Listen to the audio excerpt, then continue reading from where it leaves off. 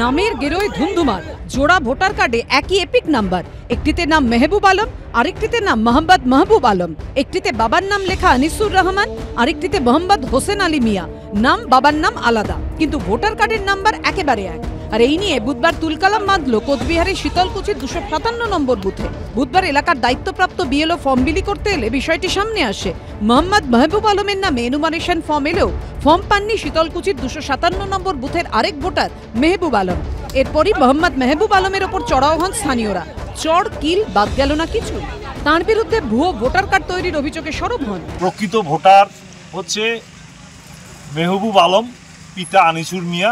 সেটাকে ওই আরেক মেহবুব আলম যে কার্ড দেখালো, ওতে তার মধ্যে একটা ক্লোনিং কার্ড, যেটা ডিজিটাল কার্ডের মতো, এগুলা বিভিন্ন কম্পিউটার সেন্টারে বানায়, ডাউনলোড করে। সেইখানে একই বাবার নাম, একই নামে, একই বয়স, ডুপ্লিকেট কার্ড, কিন্তু ব্যক্তির ছবিটা শুধু আলাদা। এসআইয়ের ফর্মটা নাকি ওই অন্য মেহবুবের আসছে।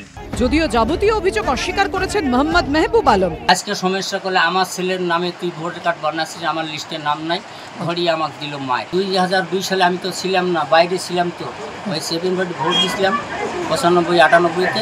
এরপর চলে গেছি দুয়ারের সরকার যায়, দুয়ারের সরকার থেকে একটা লিস্ট বার করে নিয়ে কার্ডটা আমার নামে আসে, যারা বানাইছে সেটা কম্পিউটারে বলতে পারে। এই নিয়ে শুরু হয়েছে রাজনৈতিক চাপানুতোর।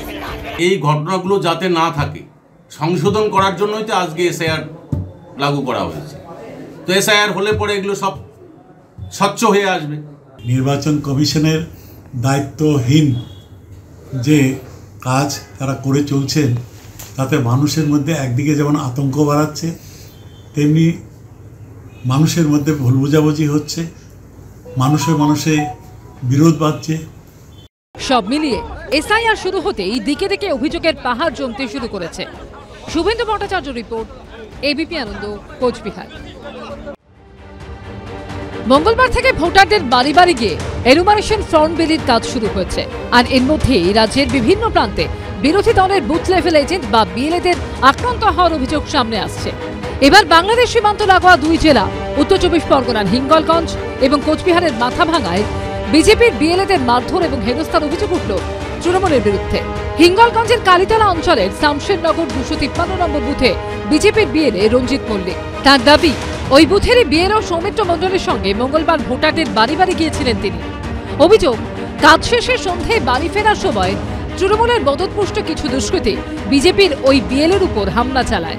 তো 3 জন টিএমসির লোক বাইকে করে এসে, যারা ওইখানে ফর্ম বিলি করছিল, তারা এসে আমাকে ঘিরে ধরে এবং আমাকে প্রচণ্ড মারধর করে আমাকে বলে যে এই বুথে কোনো কাজ করলে হবে না, বিরোধী কোনো দল থাকলে হবে না, কোনোভাবে কাজ করতে দেওয়া যাবে না। এই ঘটনায় হিঙ্গলগঞ্জ থানায় অভিযোগ দায়ের হয়েছে। রাজনীতির চর্চাও থেমে নেই, অভিযোগ অস্বীকার করেছে তৃণমূল। বাংলার মুখ্যমন্ত্রী মমতা ব্যানার্জি তিনি রাস্তায় কলকাতায় দাঁড়িয়ে যে আজকে এসআইআর বিরুদ্ধে বিষোদ্গার করেছেন এবং এসআইআরকে বন্ধ করে দেওয়ার জন্য তিনি যে পরিকল্পনা করেছেন, সেই পরিকল্পনার অংশ হিসাবে আজকে হিঙ্গলগঞ্জের একদম প্রত্যন্ত অঞ্চলে বাংলাদেশ সীমান্তে এমন ঘটনা ঘটালো তৃণমূল কংগ্রেস।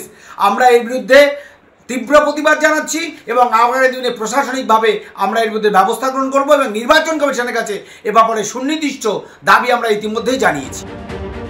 কোচবিহারের মাথাভাঙায় বাড়ি বাড়ি গিয়ে কাজের সময় বিজেপির বিএলএকে হেনস্থা করে বের করে দেওয়ার অভিযোগ উঠেছে। মাথাভাঙা বিধানসভা কেন্দ্রের পচাগড় গ্রাম পঞ্চায়েতের 237 নম্বর বুথের বিএলএ 2 ক্ষীরোদ বর্মন বুধবার সকালে বিএলওর সঙ্গে ভোটারদের বাড়ি যাওয়ার সময় তৃণমূলের লোকজন তার কাগজপত্র কেড়ে নিয়ে এলাকা থেকে তাড়িয়ে দেয় বলে অভিযোগ।